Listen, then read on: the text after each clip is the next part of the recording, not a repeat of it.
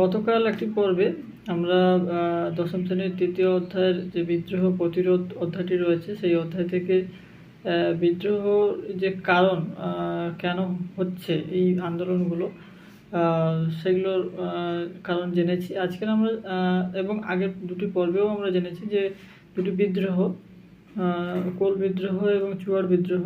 আজ আমরা বাদবাকি যে বিদ্রোহগুলো রয়েছে সংক্ষিপ্ত আকারে আমরা জানব এবং এর পরবর্তী ভিডিওগুলোতে এক একটি অধ্যায় ধরে সমস্ত ছোট প্রশ্ন এবং বড় প্রশ্ন কী কী হয় সেগুলো আমরা দেব। তো আজকের আমরা সংক্ষিপ্তভাবেই আলোচনাগুলো জানি যে কোথায় হয়েছিল, কোন সময় হয়েছিল, কারা নেতৃত্ব দিয়েছিল, এই বিষয়গুলো। প্রথমে আমরা জানবো যে সাঁওতাল বিদ্রোহ হয়েছিল 1855 থেকে 56 খ্রিস্টাব্দে বর্তমান সাঁওতাল পরগনা, মানে তখন সাঁওতাল পরগনা বর্তমানের যেটা রয়েছে বেশিরভাগটা ঝাড়খণ্ড রাজ্যের অন্তর্গত। হাজারিবাগ, পালামো, রাঁচি, ভাগলপুর এইসব অঞ্চলগুলোতে, এছাড়া পুরুলিয়া, বাঁকুড়া, পশ্চিম মেদিনীপুর, পশ্চিমবঙ্গের এইসব অঞ্চলগুলোতেও সাঁওতাল পরগনা নামে পরিচিত ছিল। তো এইসব অঞ্চলে মানুষেরা সাঁওতাল উপজাতিরা ব্রিটিশদের বিরুদ্ধে অত্যাচার করে। তার কারণ মূলত কতগুলো ছিল, যে এক হচ্ছে বাসস্থানগত, তাদের যে বাসস্থান সেখান থেকে তারা ব্রিটিশরা অতিরিক্ত রাজস্ব কর বৃদ্ধি করার ফলে তারা না দিতে পারার ফলে তাদের উপর অত্যাচার, এবং 2 নম্বর হচ্ছে তাদেরকে বাসস্থান থেকে উৎখাত করে দেওয়া। 3 নম্বর তাদের যে বনজ সম্পদ সেখানে এই বনজ সম্পদ আহরণ করতে না দেওয়া। এছাড়া বিভিন্ন রেল লাইন, টেলিগ্রাফ লাইন বিস্তারের ক্ষেত্রে তাদেরকে খাটানো, বিনা পারিশ্রমিকে খাটানো। এছাড়া বিভিন্ন শস্যক্ষেত্র কেনার সময় তাদেরকে ঠকানো। এইসব বিষয়গুলো উপর এই আন্দোলন তৈরি হয়, এবং এই আন্দোলনের প্রধান যে নেতৃত্ব দিয়েছিল 2 ভাই, সিধু ও কানু নামে 2 ভাই। কোথায় হয়েছিল? ভগ্নাডিহির মাঠে 1855 খ্রিস্টাব্দে 30শে জুন। এছাড়া সিধু কানু ছাড়াও আরও ছিল চাঁদ ও ভৈরব নামে 2 ভাই, বীর সিংহ, কালু প্রামাণিক, ডোমর মাঝি প্রভৃতি। এই সাঁওতাল আন্দোলন তো হয়েছিল। এই সাঁওতাল আন্দোলনের পরে কি হলো? পরে হলে যে চাঁদ ভৈরব নিহত হন এবং সিধু কানু অন্যান্য নেতাদের ফাঁসি দিয়ে দেওয়া হয়, এবং তার পরবর্তীতে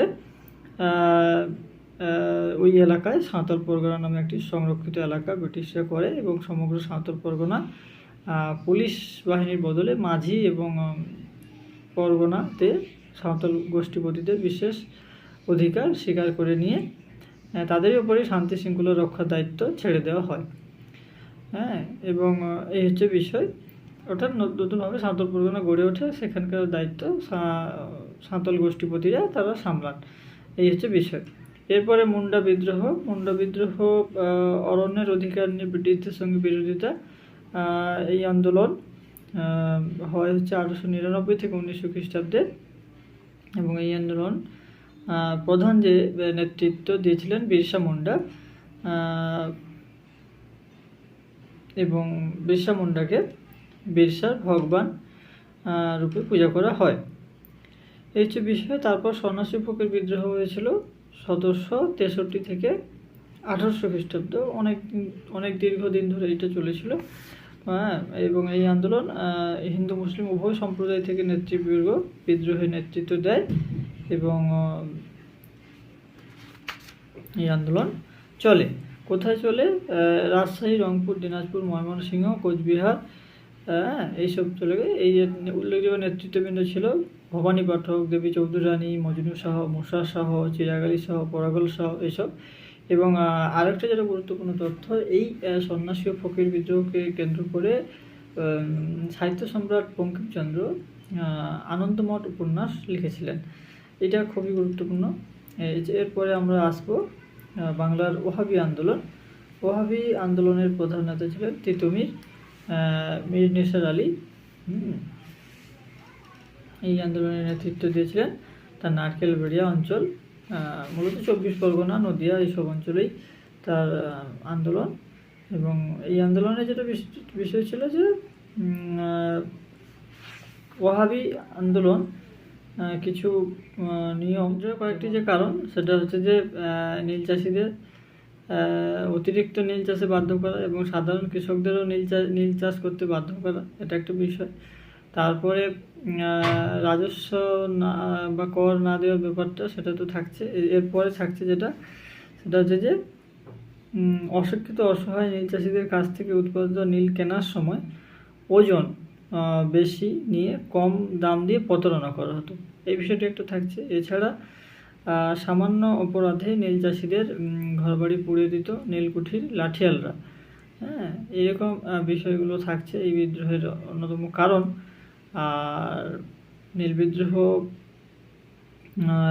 যেসব নেতৃত্ব দিয়েছিলেন, দিগম্বর বিশ্বাস, বিষ্ণুচরণ বিশ্বাস, দুই ভাই নদিয়ার। এছাড়াও রামরতন মল্লিক নেতৃত্ব দিয়েছিলেন, নাড়াইলের জমিদার রামরতন মল্লিক, বাংলার নানা সাহেব বলা হয় তাকে।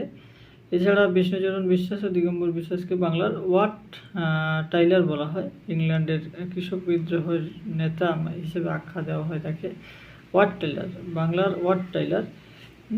তো এরকম পরবর্তীতে নীল কমিশন গঠন হয় এবং এই 1860-এ যেই নীল বিদ্রোহের কারণ কী এবং তা তদন্ত করে দেখা হয় এবং 5 জন সদস্য বিশিষ্ট সিট কমিশন গঠন করা হয় এবং তারপরেই তারা স্বীকার করে নেয় যে নীল বিদ্রোহের অত্যাচারের কথা। হ্যাঁ, এই বিষয়টা। আর বাংলায় দীনবন্ধু মিত্রের নীল দর্পণ নাটক, উল্লেখিত নাটক, এই নীল বিদ্রোহকে কেন্দ্র করে নীল বিদ্রোহের অত্যাচারের কাহিনী, নীলকরদের উপর, নীল চাষিদের উপর অত্যাচারের কাহিনী বর্ণিত হয়েছে, এই বিষয়গুলো থাকছে। পরে নীল বিদ্রোহ বা নীল চুক্তি আইন রদ করা হয় এবং নীল চাষে বাধ্য করা যাবে না, এই বিষয়টি থাকছে। পরপর নীল চাষ বন্ধ হয়ে যায়, এই বিষয়গুলো থাকছে।